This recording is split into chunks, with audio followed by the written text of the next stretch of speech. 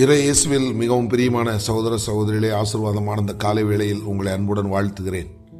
இந்த நாள் இனிய நாளாக அமைய புனித மார்க் எழுதிய நற்செய்தி அதிகாரம் 11 இறை வசனங்கள் 11 முதல் 26 வரை உள்ள இறை வார்த்தைகளை இன்று நாம் தியானிக்கிறோம்.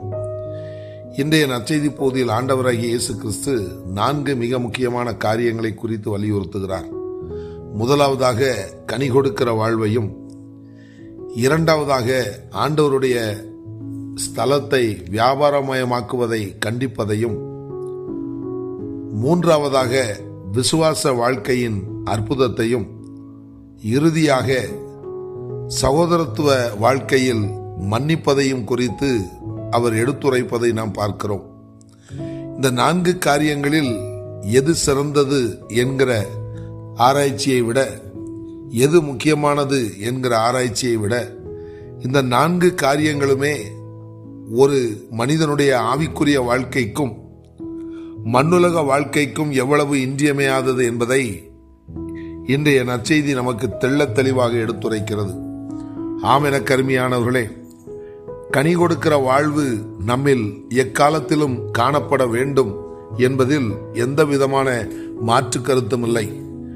அதே வேளையில் விசுவாசத்தின் ஆழம் நம்மை எந்த அளவிற்கு மகத்தான காரியங்களை சாதிக்க வைக்கிறது என்பதையும் நாம் தெளிவாக விளங்கிக் கொள்ள முடிகிறது. தொடர்ந்து நம்முடைய உறவு வாழ்க்கையில் சகோதர சகோதரிகளோடு எப்படிப்பட்ட ஒரு சமாதான நிலையை கடைபிடிக்கிறோம் என்பதையும் ஆண்டவர் நமக்கு வலியுறுத்துவதை நாம் பார்க்கிறோம். இறுதியாக ஆண்டவருடைய காரியங்கள் இன்றைக்கு அநேகரால் வியாபாரமயமாக்கப்பட்டு கொண்டிருப்பதும் ஒரு எச்சரிப்புக்குரியது என்பதை நாம் இந்த நற்செய்தி மூலமாக புரிந்து கொள்ளுகிறோம்.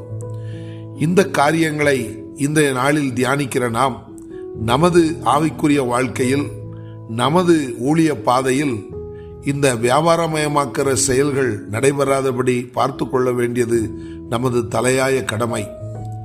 ஆணித்தரமான விசுவாசத்தோடும் சமாதானமான சகோதரத்துவ வாழ்வோடும் கனி கொடுக்கிற வாழ்வில் நிலைத்திருந்தால் நிச்சயமாய் விண்ணுலக வாழ்க்கையில் அவர் நமக்கு இடமளிப்பார் என்பதில் எந்த விதமான மாற்று கருத்துமில்லை. அப்படிப்பட்ட ஒரு அர்த்தமுள்ள ஆவிக்குரிய வாழ்க்கையை வாழ்ந்து ஆண்டவராகிய இயேசு கிறிஸ்து வரும்பொழுது நம்மை அழைத்து செல்லக்கூடிய அனைத்து தகுதியையும் பெற்றவர்களாய் சகல வழி நடத்துதலினாலும் நம்மை நாமே நிரப்பிக்கொண்டு கனி கொடுக்கிற ஒரு நல் சீடனாய், சமாதானத்தோடும் சந்தோஷத்தோடும் வாழ்கிற ஒரு நல் சகோதரனாய் வாழ அனைத்து முயற்சிகளையும் மேற்கொள்வோம்.